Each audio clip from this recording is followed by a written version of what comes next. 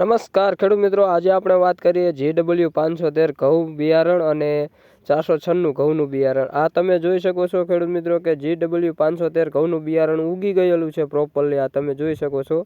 અને જે આપણે 496 ઘઉંનું બિયારણ છે વાવેલું હતું તે ખેડૂત મિત્રો આપણે હજી ઉગતું આવે છે, એ હું તમને પણ બતાવું છું. આ તમે જોઈ શકો છો. આ બાજુ ખેડૂત મિત્રો છે 496 તે હજી ઉગતું આવે છે અને GW513 ઘઉંનું બિયારણ હતું તે આપણે પ્રોપરલી ઉગી ગયું છે. તો ખેડૂત મિત્રો તમે જોઈ શકો છો 496 થોડુંક મોડું ઉગે છે અને GW513 આપણે પહેલાં ઉગી જાય છે. આ તમે જોઈ શકો છો. આ ઘઉંના દાણા અત્યારે ઉગતા આવે છે અને ક્યાંક ક્યાંક દેખાય છે, ક્યાંક વધારે છે અને એવી રીતે છે ખેડૂત મિત્રો.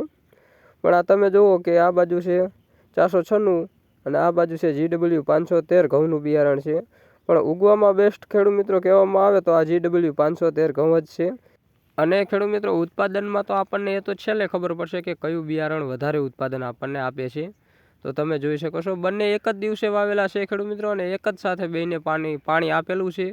પણ તોય છતાં આપણને GW513 ઘઉંનું બિયારણ છે તે પહેલાં ઉગેલું છે અને 496 એનાથી એક દિવસ અથવા 2 દિવસ મોડું ઉગે છે. તો આગળ હું તમને બતાવું કે GW513 આ બાજુ આપણે પ્રોપરલી ઉગી ગયેલું છે એકદમ, તમે જોઈ શકો છો. અને ખેડૂત મિત્રો આ ઘઉંને ઉગાડવા માટે મેં 2 પિયત આપેલા છે. અને ખેડૂત મિત્રો તમારે જ્યારે પહેલું પિયત આપો પછીના ચોથા દિવસે તમારે ઘઉંને પિયત આપી જ દેવાનું, જેથી કરી ઉગવામાં સરળ રહે એટલા માટે ખેડૂત મિત્રો. એટલે ચોથા દિવસે તમારે ખેડૂત મિત્રો પિયત આપી જ દેવું ઘઉંની અંદર. આ તમે જુઓ. અને ખેડૂત મિત્રો આ જે GW513 ઘઉંનું બિયારણ છે તે 496 બિયારણ છે તેની જાત છે અને એમાંથી આપણે અપડેટ કરેલું બિયારણ છે. અપડેટ કરેલું ખેડૂત મિત્રો બિયારણ એટલે કે દેશી ભાષાની અંદર ખેડૂત મિત્રો સુધારેલી જાત કહેવામાં આવે છે આ GW513 ઘઉં. બાકી બંને બિયારણ એક જ છે, પણ આ બિયારણ રહ્યું ને એ અપડેટ કરેલું છે. 496ની જાતમાંથી બનાવેલું બિયારણ છે GW513.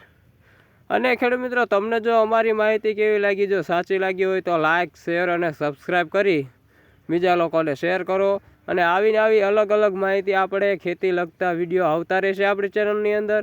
ત્યાં સુધી આપણી ચેનલની અંદર જોડાયા રહેજો. જય હિન્દ, જય ભારત અને જય કિસાન ખેડૂત મિત્રો. હવે મળીશું આપણે નવા વિડીયો સાથે.